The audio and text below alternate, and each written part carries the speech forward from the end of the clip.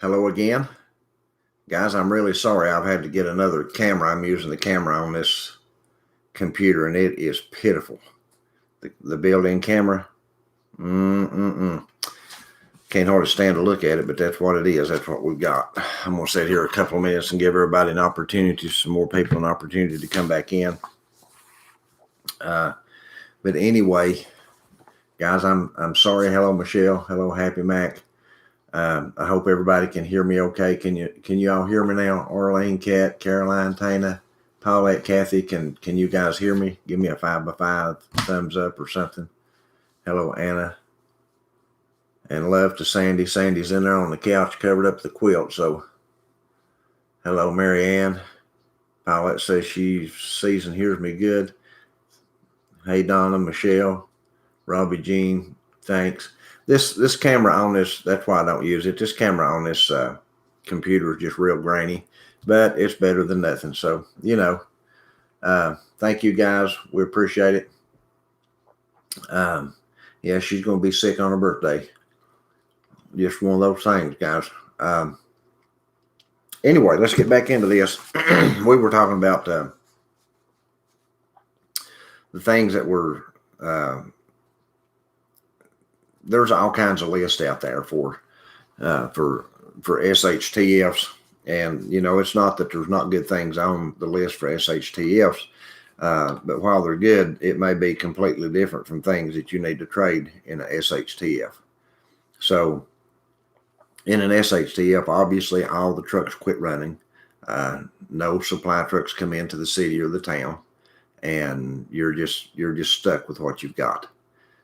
All the stores are going to be cleaned out. There's going to be no services available, no services rendered from your city, and you're just going to be where you are. We've got people in Wales right now. I think they called it a practice lockdown. I'm not real sure, but they have no electricity, so they're living through some difficult times there right now as well. So be in prayer for them also, as well as our friends over in Australia. But the basics that we need to cover, I think most all preppers know or will have some of those basics. This is a take two, Diana, yes, which is stuff like water, food, a defense system to protect your property and the produce you have, the food and things you have, shelter, a fire of some sort, whether it be a fire to cook food with or a secondary source of heat, medicine, and some means of communication with the outside world. Now, I'm not talking about like a two-way radio to talk back and forth to each other, which is not a bad idea, I don't guess, but you need something that you can hear what's going on outside of your world that you're locked down in and can't get out of. You need to know what the rest of the world's doing. So when you look at these things and you want to dig a little bit deeper into the stuff like the food, and you might say, well, we've got food, but do we have seeds? Because if this thing lasts for 2 or 3 years, this food is going to dwindle down and run out at some point. So do we have seeds that we can plant gardens, that we can grow more produce with, that we might even be able to trade? Seed will be a huge, huge commodity at that time. Do you know things about natural remedies? These are things of knowledge. Hello, Angry Blacksmith. Do you have knowledge of that kind of stuff? All of us need to have some knowledge. If we don't have the knowledge, we need to have the books that we can gain knowledge from it on plants that we can make medicines out of, things that we can use to treat ourselves if we get hurt or cut or even sick, like we are now. If we didn't have any other kind of medications, we would need to know what to do to help get us through this a little bit better. But if you, I've heard people say stuff like, "Oh, if a SHTF happens, I'm not worried about it. I'll just hike to the mountains and and I'll live off the wild game, and I'll build me a hut, and that's just, guys, that's just foolish talk. I tell you, that's just when I hear people say stuff like that. Hello, Star from Southern West Virginia, and Kat, good to see you all. That's just not logical. That's not going to work. It's just not. You're going to have to make preparations ahead of time. Let's say you're planning to trade foods. Let's say that's something that you plan to trade on, that you've got huge stores of specific foods put back. Well, the food you want to put back are the foods that's common to your area and stuff that's very simple and easy to fix. Stuff like you don't want fancy stuff. You want rice and pasta and beans, maybe lighters, batteries, and candles, because everybody will need batteries, lighters, and candles during that time. Some folks will have, hello, Jeffin. Some folks will have radios that need batteries, and others will have radios that crank, that you can charge up with a crank radio. But these are kind of things that are going to need, that you're going to need. And Happy Mac just mentioned something right there that's invaluable in a lockdown or in an SHTF situation is old cookbooks that you can put meals together out of your pantry. Those things would be invaluable. Hello, Abigail. It's good to see you. Pat, it's good to see you. The volcano has gotten worse. Tsunami is still possible. I hate that for that region. But anyway, store small things or in small packages, stuff that's going to be easy to carry hidden on you. In your jacket, for example, lighters, spices, cigarettes, quick soups. You don't want to be caught out with a 5-gallon jug of gasoline or anything large like that will give people the opportunity to rob it from you or make them feel like that it was worth the change to attack you to get it. Things that are cheap right now, real cheap right now, might be very expensive in the future. Things like alcohol pads, iodine pads, things for medication like that. Batteries. What else? He even mentioned condoms and ladies' personal things and kits to test for infections and things like that. Those things will be pretty valuable in a SHTF. And another thing is, you don't want to be the flashy person. You don't want to be the big trader, the one that's got everything and everybody knows you've got it, because then you'll become a target. And he said there were people there that happened with. And when you become a target, then you have to defend what you've got fairly regularly. Excuse me.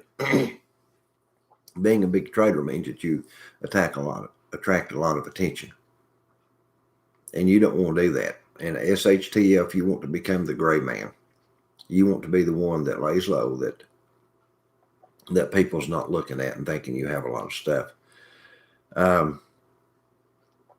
Things like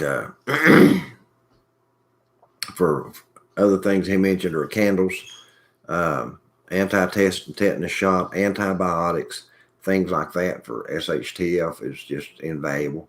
Those things become very, very valuable in a SHTF. Another thing is, even though you may not agree with them, or you may not, you may even frown on them, but things that people are addicted to, such as alcohol and cigarettes and coffees, those things trade very well in a SHTF.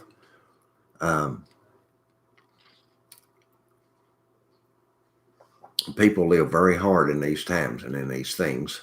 I just saw Abigail said that she lived in a car outside her town. So guys, you just don't know what's coming. You just don't know how hard things can get. Another thing that he mentioned is to store your skills, store your knowledge. Be the person that has knowledge in your community if you can. If you don't have it right in your mind, then at least have books, magazines, or something that you can gain knowledge from those things to learn how to do things. Maybe you be the person that knows how to do natural remedies. Well, buddy, that would be invaluable in the SHTF. Gardening, shoe repairing, clothes making, all that kind of stuff would be very valuable in the SHTF. And if you know how to do those things and you become a valuable person, then you'll be less likely to be a target, to be hurt in any way because people will need you. The more you're needed, the less anybody would want to harm you. Another question that came up here, and I've seen a whole lot of this on preppers channels, and I'm not trying to throw off on anybody. Please don't think I am, because I'm not. Should you have precious metals as a means for buying goods in a SHTF? Should you have gold and silver put back? Should you buy up quantities of this stuff for a SHTF? Because throughout human history, people have used precious metals to buy and trade with through wars and everything else.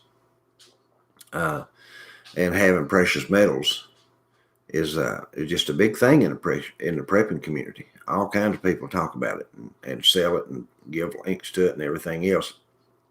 But let's look at the value of gold, what happened here in Bosnia in this SHTF.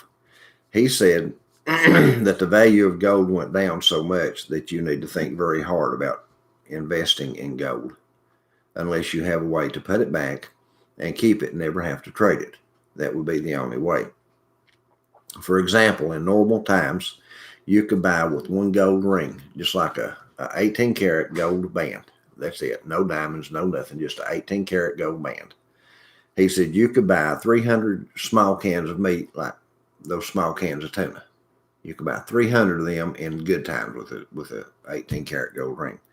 He said, but when the SHTF hit, you was lucky if you got 20 of them. And then you was even more lucky if you could find somebody you could trade that ring to, because most people didn't have any kind of connection with the outside world, and that ring wasn't going to help them unless they had a way to black market it to the outside world and get money out of it or goods for it. So most people wanted guns and ammunition or medicines and things like that to trade. They didn't want gold. They just didn't.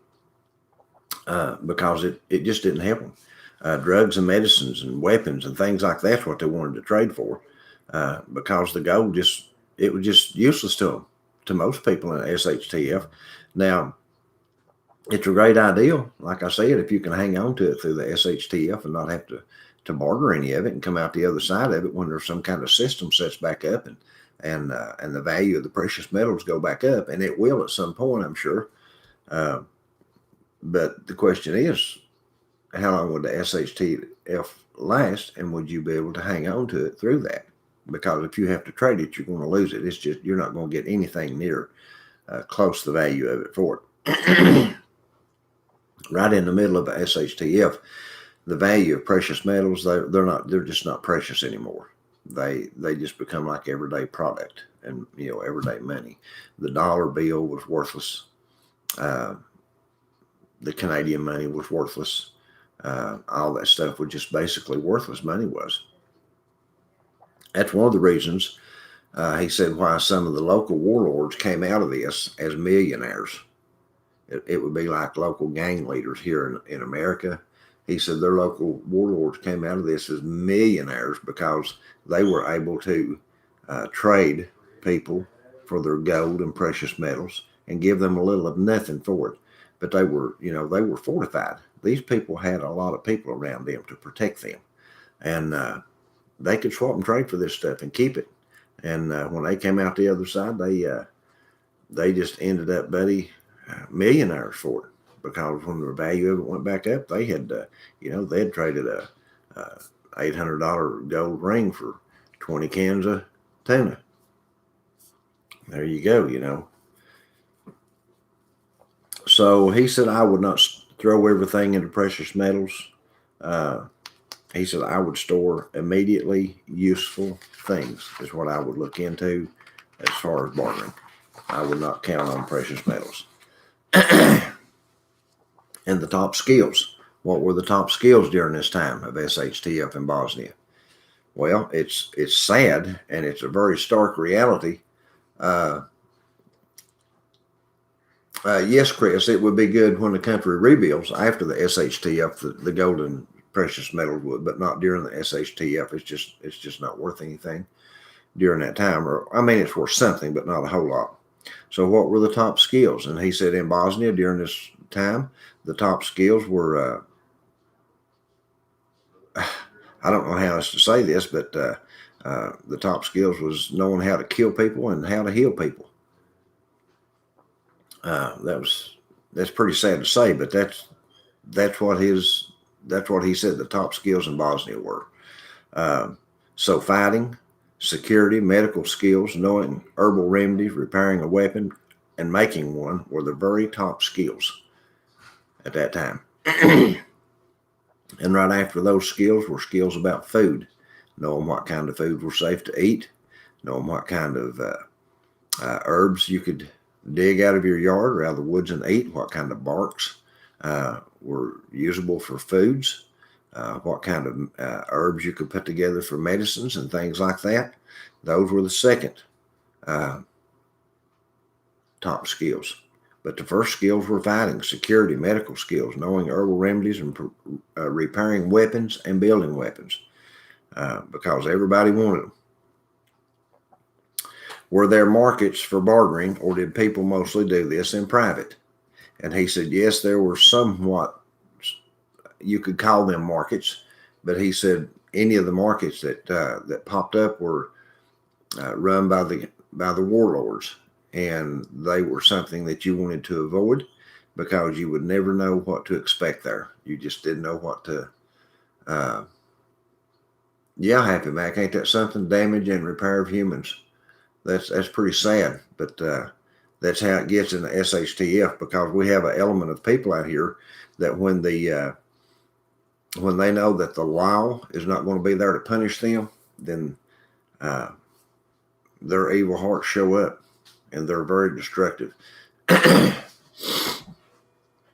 Yes, they could take your life and barter your goods. Absolutely. And we're going to get into that right here in just a second. But anyway, he said almost all the trades were made in private arrangements. He did all of his trades in private arrangements. After you got information about someone who had something that you wanted to trade, the best situation was if you knew that person prior to the lockdown or the blockade, so that you had already built some trust in them before. Doing business with strangers is always risky. He said scams were usual. Attacks during the trade happened too, and especially if the value of goods were high. So you had to watch out for that. If you need to trade for something, do that in advance. Now, here's something that I took away from this that I found very valuable. If you need to trade for something, do it in advance. We talked about this yesterday, that if you look through your preps in your house and around your house, and you see something that you think that you might run out of, excuse me,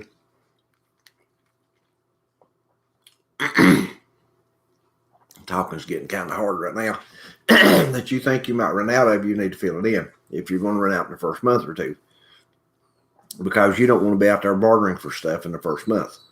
And that's what he's talking about here. Don't wait till you're out of something. If you're looking in your preps and you're in a SHTF, and whether you've been in it a month or 2 months or 3 months or 6 months or a year, and you look and you say, well, we'll be out of flour in the next month and a half or maybe 2 months, then that's the time to start looking for flour. Don't wait till you're out of it and you're desperate for it. Start looking for it ahead of time and get these, do these trades ahead of time.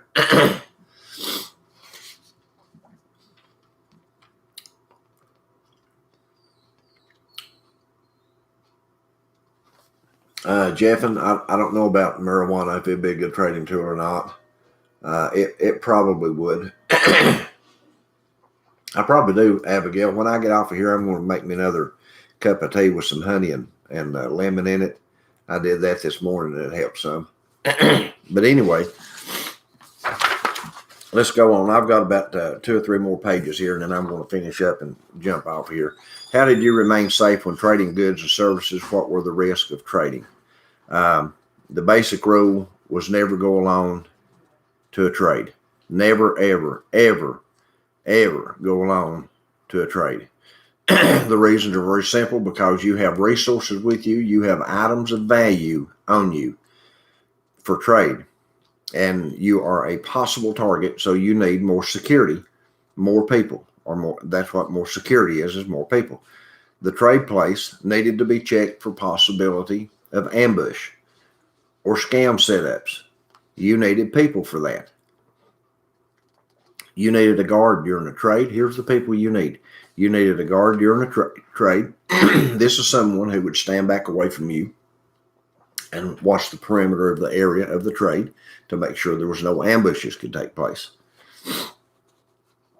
And you needed someone to check the goods that you were trading for. And you say, well, I could check the goods. No, you don't need to check the goods. You don't need to take your attention away from the person you're trading with and give them an opportunity or an advantage over you. You need someone to check those goods for you while you keep your attention on the person you're trading with. People who can look in bags, like if you're trading for coffee, you'd look through the bag of coffee, make sure it wasn't old, make sure it wasn't something it shouldn't be. Same thing with anything you're buying. You needed somebody to examine those goods. The ideal number of people was 3. The risk and scams or an attack can be reduced with 3 people. You could lower that risk by trading with known people, or simply by showing enough force so that they understand it's not worth the risk. You always want to be in a position where people feel like it's not worth the risk to try to attack you.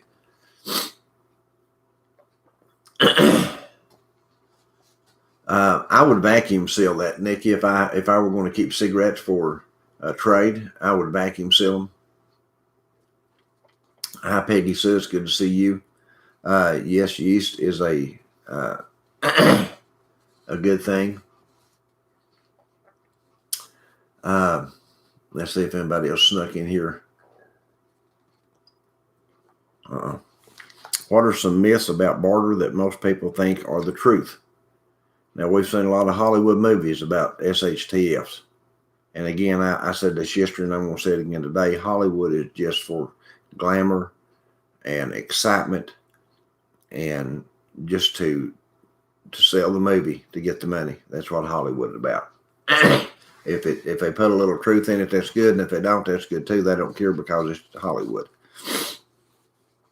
And when you look online, trade is probably one of the biggest topics on preppers' channels. Everybody that does prepping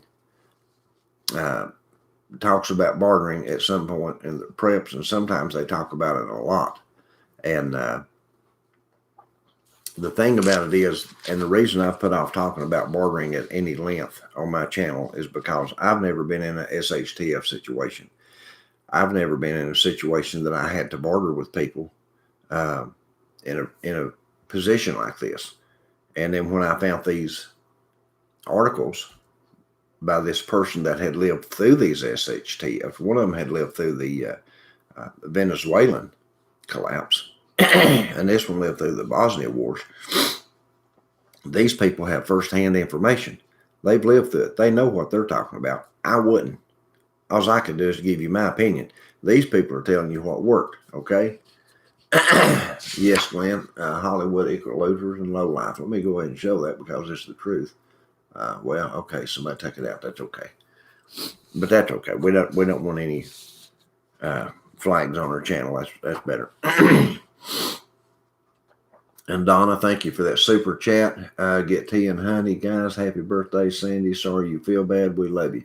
Well, buddy, I'll relay that message to her, Donna, and we love you guys too. And I will, as soon as this is over, I'll be getting me some hot tea with honey and lemon in it, and hopefully that'll help some. I'm sitting here eating cough drops right now. But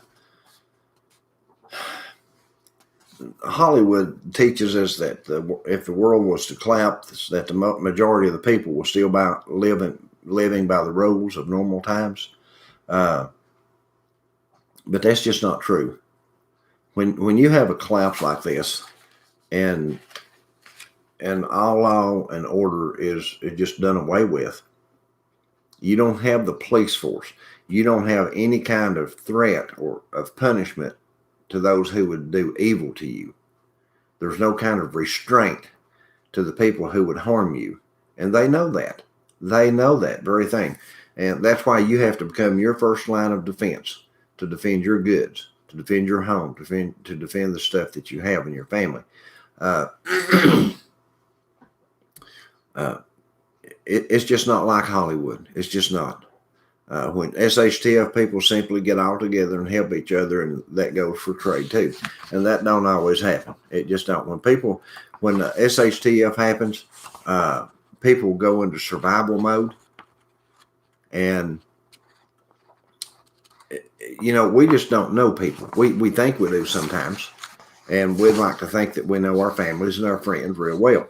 But when a person panics, now, and if a SHTF happened, hello, purring lady, a smart girl in the city, when people panic, they lose reasoning, and they don't think correctly, and they don't think right. And it can create a really bad scene. It can create bad situations. If you're doing a trade with somebody and they're in a panic mode, it could end up being a very bad trade. He said when times got really hard, people jumped into survival mode, or they perished. And a lot of people, when they jumped into survival mode, they panicked. Now, some didn't. People who are prepared, people who have their preps together, people who have this stuff together and they're expecting these things, they're not going to panic when something like this happens. Yes, it's going to stress us, but we're not going to panic and go crazy. But there will be tons of people that do, because they've not prepped anything, and they'll just go crazy. And he said people in Bosnia were killed in trades over 3 MREs during trades. Three packets of food during trades, because people were in a panic mode. They didn't want to give up what they had. They didn't know how far what they had would go. They might not have even had anything with them. They may have been half starved to death by the time they got to that trade. And they just took what the people had and killed them. So that's why it pays to have 3 people in a trade. You've got to watch the person you're trading with. You've got to have somebody to say, hey, I need to see what you're trading here, and I need to look through it. And then you need to have somebody standing back with a weapon that can watch the whole scene for protection. You've just got to have that stuff. You've got to protect yourself in these situations, because you don't know what the person on the other side standing looking at you has in their mind. You cannot ever know that. You can guess, and you can have an idea from word of mouth, but you can't ever really know. Somebody said, when SHTF happens, I will thrive because I stored a lot of things for trade, and I will simply be the biggest trader. Well, if you're like a gang and you've got 100 people around you to protect your assets and your trades, you can be the biggest trader. But if you're a single person, a family, or a single family, you take people like us, average people, average Joes, we need to be gray men. We don't need to be the big traders. We don't need to have tons of stuff put back and let everybody know that we're the traders on the block, because you will lose it if you don't have people to protect you. It will be, listen, if a SHTF happened here, this place would be chaotic like you have never, ever seen.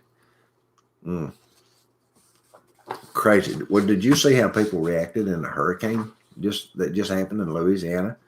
The stores down there were swarmed with people, robbing and looting and stealing.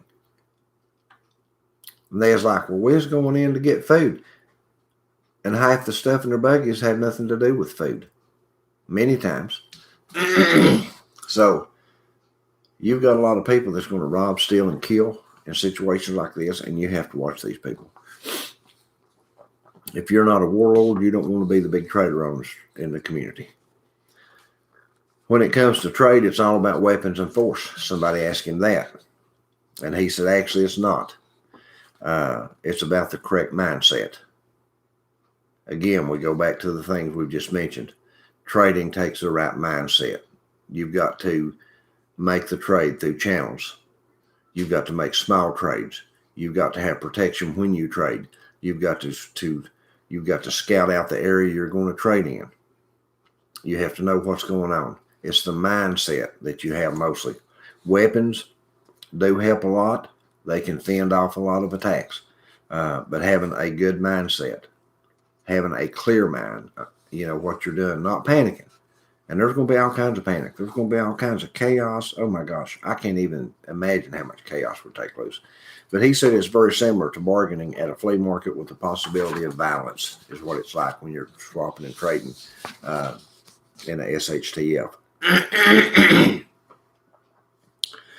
He said somebody asked him, did he have anything to add at the end of his speech? And he said, after years of being in the survival world, talking with other preppers, and I found out that a great number of people think something like, I cannot wait to go trade when the SHTF happens. In reality, one of the points of careful preparation is to delay the moment when you need to go out and trade as long as you possibly can. Fix it so you don't have to go trade in a SHTF for months if you can, until things kind of settle down a little bit and you can kind of get a grip on what's going on around you. Because you're going to need time to scan what's going on and who is who in the new collapse world. You'll need to gather information about who is good and who is not, who's trusted and who's a scammer, what areas are safe, what areas are good for ambushes. You want to stay away from that. So here's the thing about it, guys. If we get into a SHTF, and I want to repeat this again, just like I did yesterday and earlier in this broadcast. If you look around you in your preps and you see stuff and you say, well, if a SHTF happened, I would run out of that in the first month, probably. Then you need to stockpile some more of that. Anything that you're low on that you think could cause you to have to do bartering and trading in a SHTF in a short amount of time, you need to stock up on it and have it to where you can get through for a month or two without having to do any kind of bartering and trading, because it can be extremely dangerous. It could be a situation that could take your life if you wasn't very careful with it. So these are things, bartering goes on in a SHTF, and there are good items to have to barter. All the items need to be small things, things that you can carry in your coat or in your pockets that can't be seen very easily. And again, you need to have 3 people with you if you have to do a trade, so that for your protection. But anyway, let's look at a few of the comments here. I'm going to back up just a little bit. I'm not going to go to the start. I don't have time to go through that. I don't think I could go through it anyway.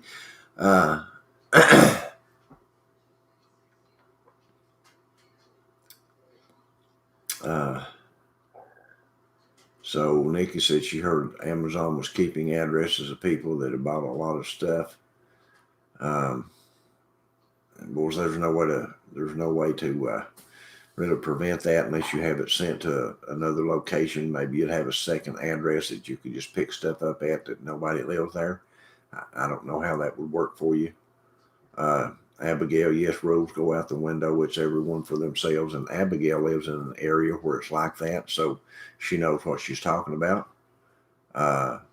Kat says green tea is awesome because of what is in it. I've got some green tea in there. I may make me some hot green tea this time and put honey and lemon in it. Yes, a push manual mower. That doesn't run on gasoline. People need that. I agree, purring lady, the mentality needs to change, and we need to feel like that we can live like the little house on the prairie if it comes down to it.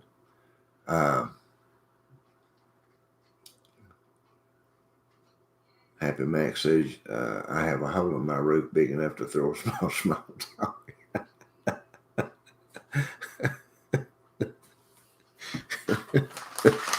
Oh, goodness, Happy Mac. I hope not. Bless your heart. You need to get that repaired. Lawlessness will be crazy. Good people may turn. You know, Donna, that's true. That's one of the things we was talking about is even people that you consider good people right now, people that have had a mild temper, very genial people, if they get in an SHTF and they've not prepped anything back, and they've got family, they've got kids, then they're going to go in a panic mode.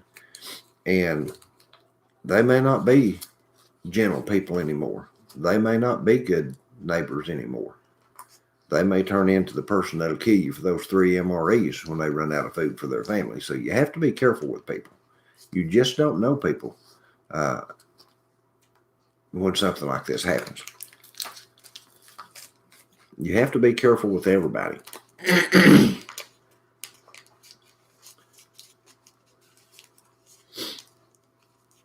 Ragweed crap throat symptoms.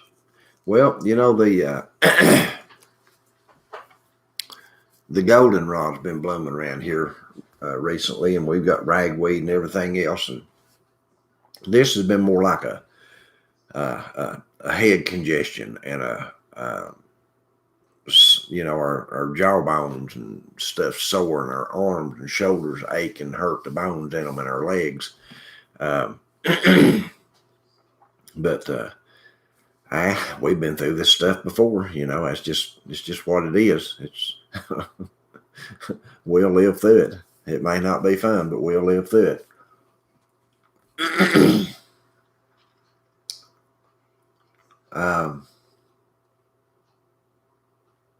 And I hope you get better, David. I sure do. That's why the idiots are fighting over fuel here. It's just stupid. Yes, Abigail, I saw that.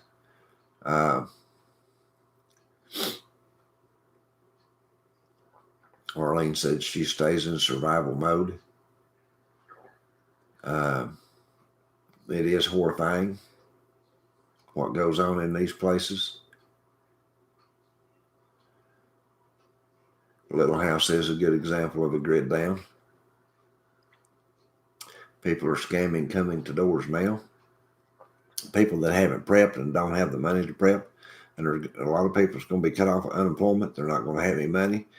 They've not been out here getting jobs, and who knows what people will do. Hello, Bonnie. It's good to see you, my friend.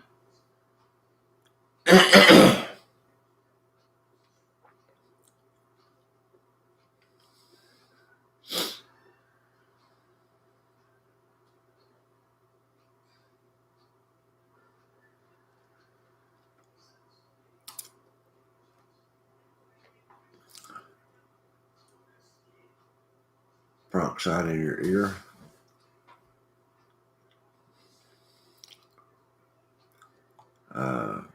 Some here have already lost their minds. Happy Mac said, can't even be decent. Well, we've got those everywhere, Happy Mac. Got nuts, buddy. I understand, Texas Janet. People have got children all over this country that don't listen to them. I just talked to a lady yesterday that sent me an email, and she said her daughter called her like a Beverly Hillbilly. So they live in the UK, and the daughter was like, "Oh, Mom, you're just crazy. There'll always be food in London. They're not going to let food run out here." And she's been begging them to come stay with her and her husband on the farm, and she just writes them off like they're just nuts, you know. We can't make them listen. We can only plant a seed and hope that it grows.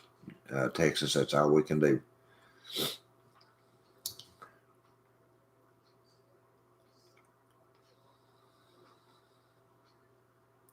Yeah, Abigail, just let the world go crazy and take care of your own. That's the best we can do and defend what we've got.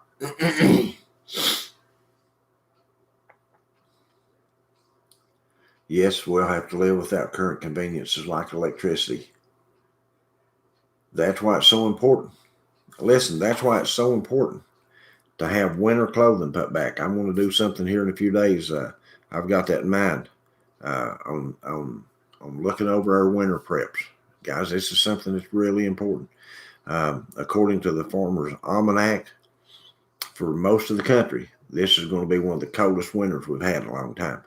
So keep that in mind and remember what happened to Texas this past year when the grid went down. So it's very important to be ready for winter.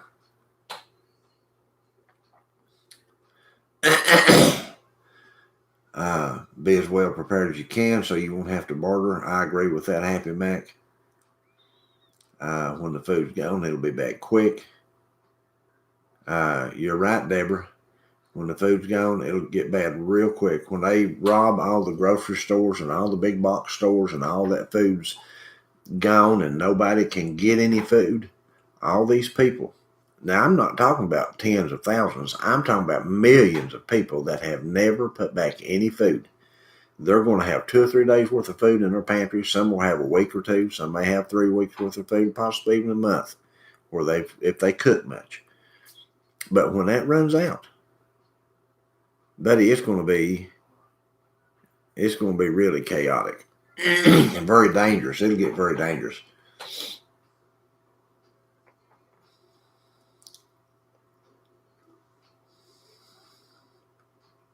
Hello, Richard. Good to see you. Yes, Bonnie. Backup plans to your plans. That's a good thing. Since this pandemic, I think people are not so nice anymore.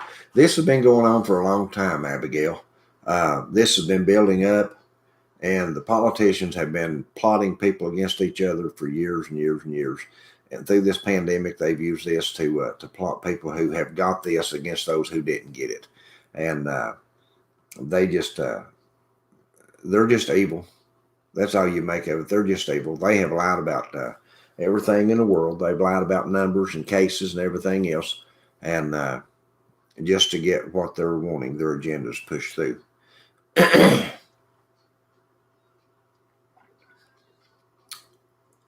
Well, that's us, purring lady. We don't trust many people. If I went down the trading route, I would have 3 or 4 people with me in the trade. I would have armed people around me watching what was going on. Absolutely. Because I wouldn't trust anybody. Yeah, kid cursed the lady in the store for pushing her buggy too. So, yeah, if you don't get things just the way you want them nowadays. Solar's the target if you have a setup that is visible from afar.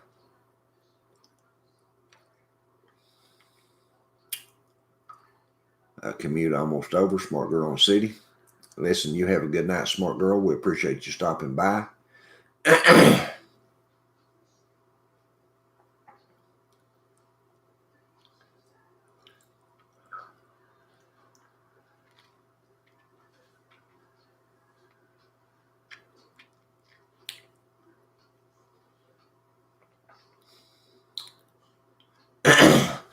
Zombie livestock and gardens will make you target. That's why it's important to never let nobody know. That's why it's important to never, ever do a trade at your home. You don't ever let nobody know how many people are living in your house. If they don't know, then they don't know if it's worth their time and effort to try to take something from you or not. You know, they don't know if there's 2 people or 6 people in the home. And 6 weapons against them may deter them. And they'd have to take that into consideration. How many people's there, we just don't know. So is it worth the risk or not? And if they don't know, then it may not be worth the risk to them. But now in Venezuela, people were going out in the fields and killing cattle with rocks and dragging them back to their families to feed them. Guys, I'm telling you, when people get hungry, they get desperate.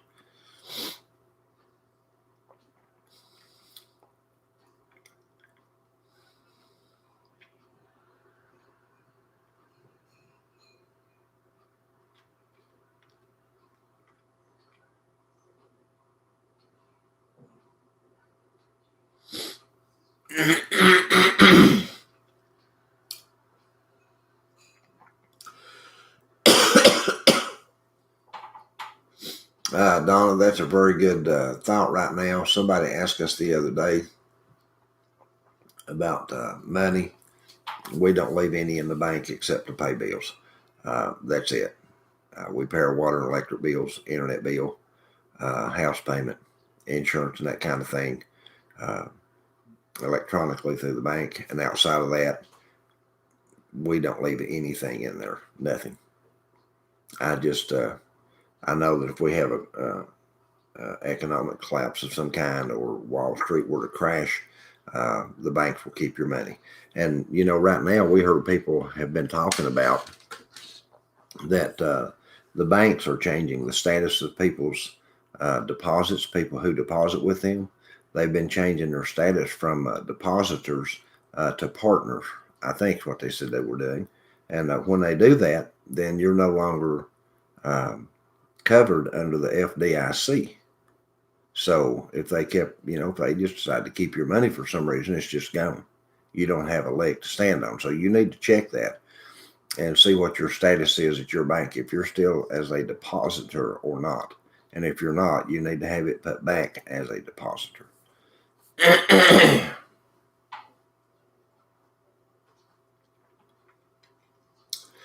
Thank you, Diana. Black elderberry cold and flu release. It just knocks that stuff out.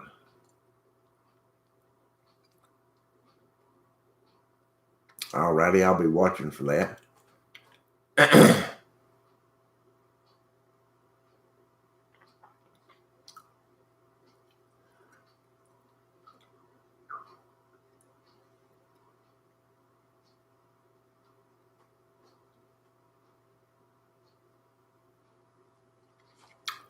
Jeff said, did anyone see the Walmart short today on YouTube? It said, what is Walmart trying to tell us? Their pallets full of candles, propane, and 72-hour meal replacements. I hadn't seen that. But now I've heard that we're going to have a hard winter, harder than normal from what the predictions are.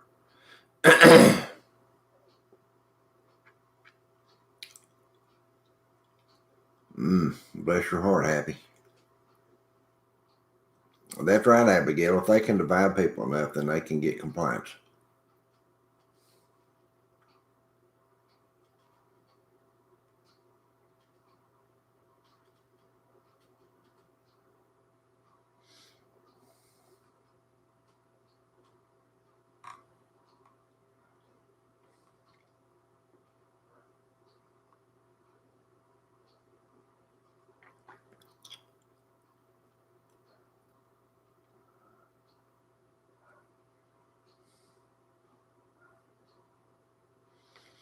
Well, CO9, that's good to have those bartering tools, but again, it's something that you have to be extremely careful with in the SHTF because people just they get very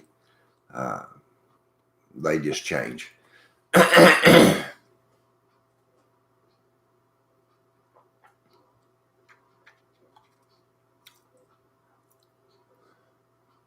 Kathy said we have people taking cows here, and this was in the United States, folks, Northwest, I think, Kathy.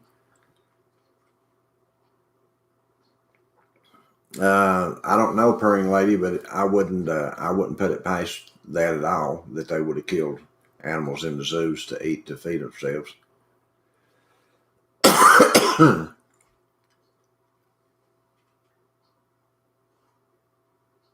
But anyway, guys, we've got 47 likes and 75 people in the room. So give us a like. And it's 5 minutes after 8. I want to say again that catch our likes up here before we before we end the stream.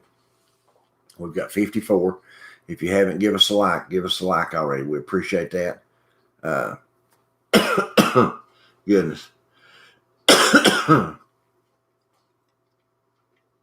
So, guys, just keep your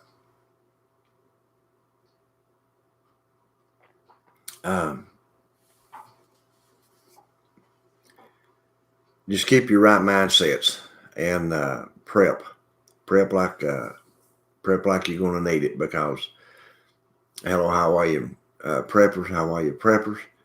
Prep like you're going to need it, because I'm certain that at some point you are.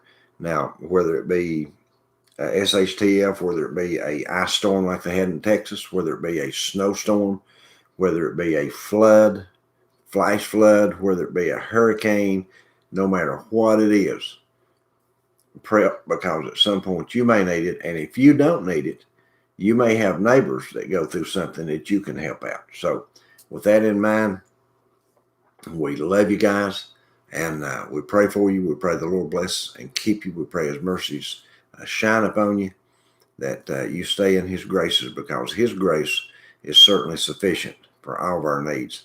He will supply above and beyond what we could ever imagine. So God bless you all, and we'll see you guys in the next one, okay? Good night, everybody.